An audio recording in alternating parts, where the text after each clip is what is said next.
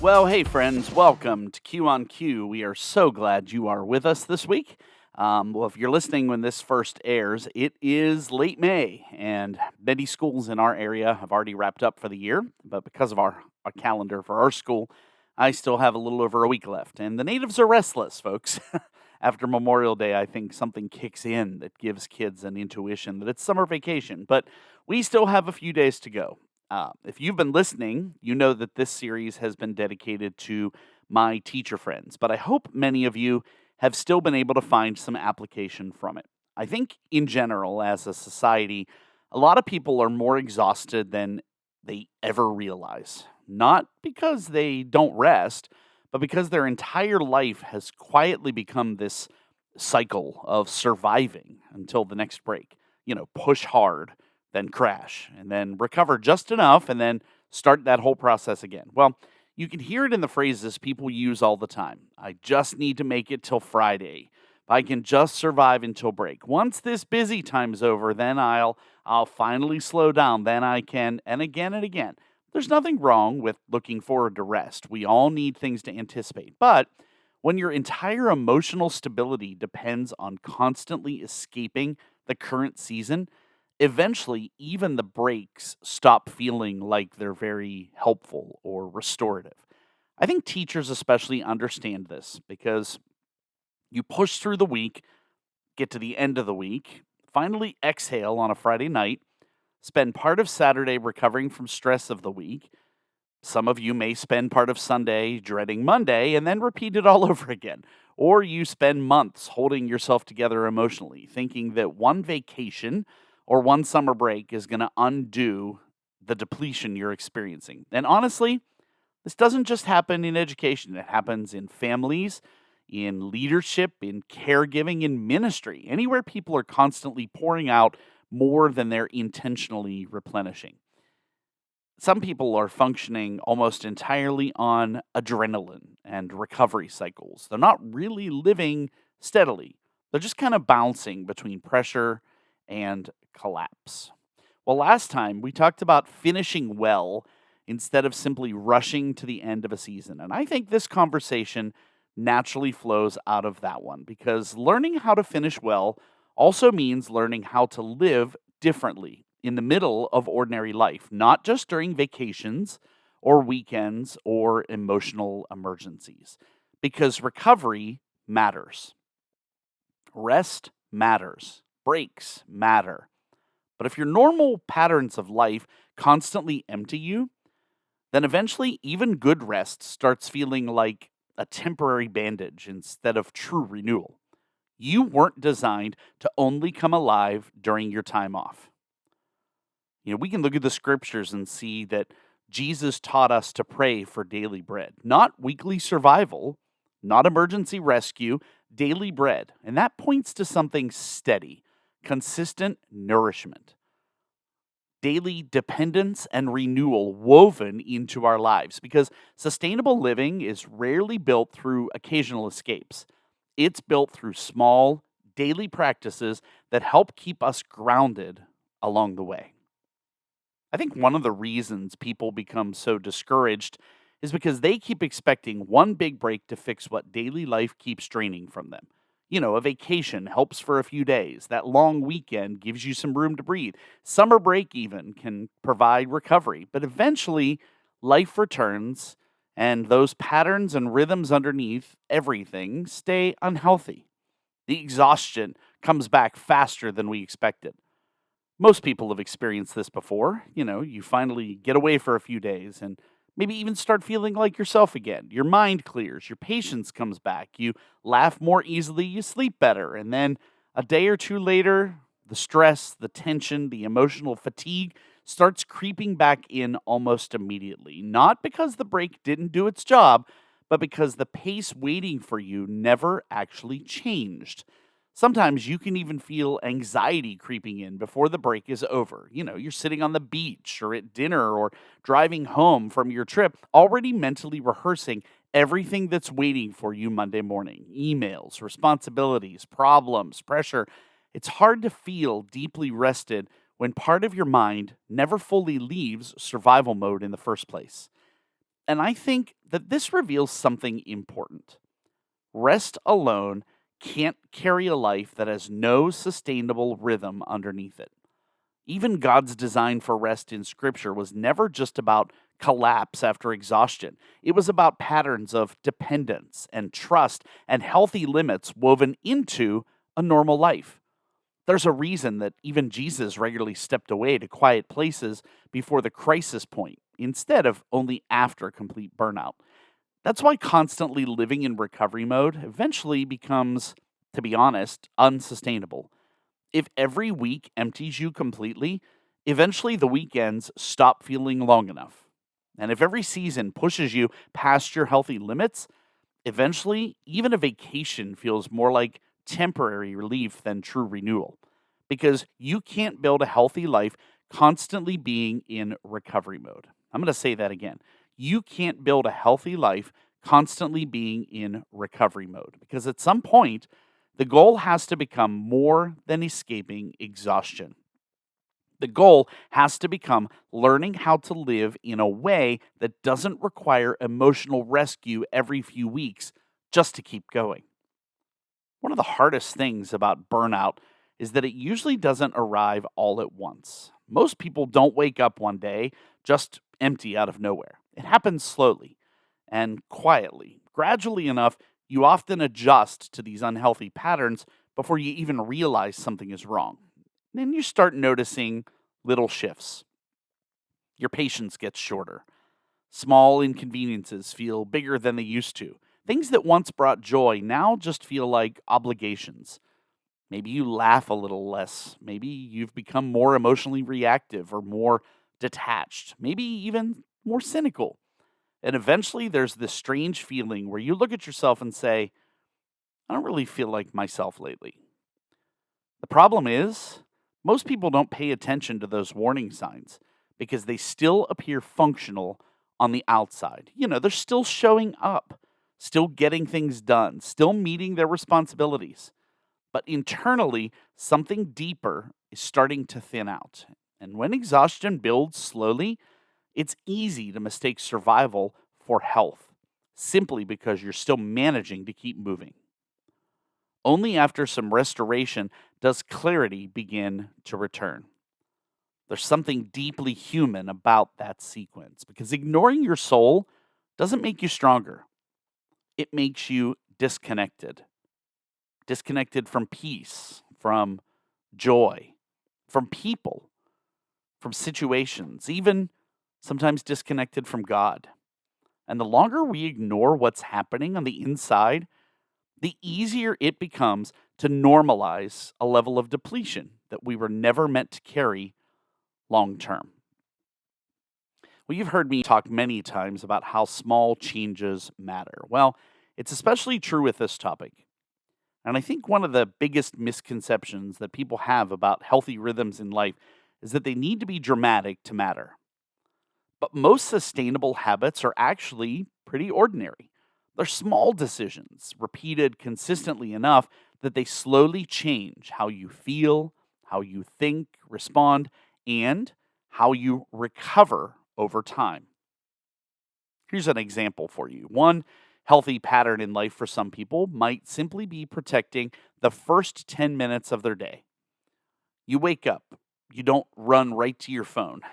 Maybe you don't check that email immediately or don't scroll social media before your feet even hit the floor. Maybe you start the day just a little slower and a little quieter instead of instantly reactive. Maybe that means coffee on the porch. Maybe it's reading something that grounds you. Maybe it's a short prayer before your chaos of your day begins. Small start, different atmosphere. For somebody else, it may be learning how to create transition moments throughout your day. Teachers feel this especially because there's almost no emotional separation between responsibilities. One class ends, and even though there's that gap of time, another seems to begin right away when kids come in the room. One problem gets solved, another appears.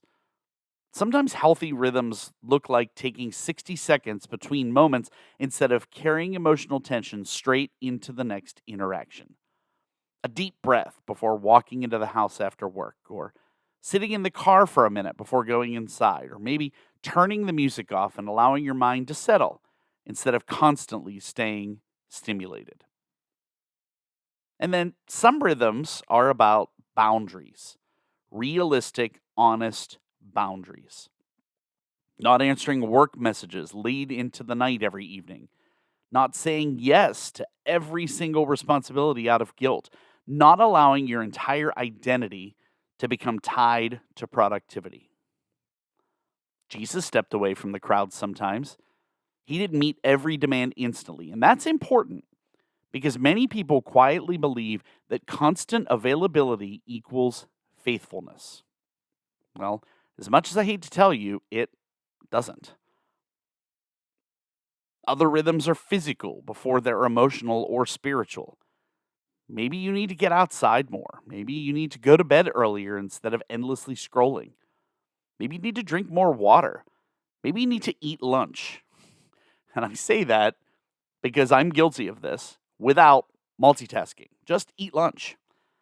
Take a walk without headphones once in a while. Those things almost sound too simple to matter, but your body and mind are deeply connected. And sometimes what feels like exhaustion is partially depletion that's just been ignored too long. There's a difference there. What about your relationships? Spending time with people who actually refill you instead of only spending energy all day. Having one meaningful conversation instead of dozens of shallow, distracted ones. Laughing more. Being honest when you're struggling instead of pretending that you're fine all the time.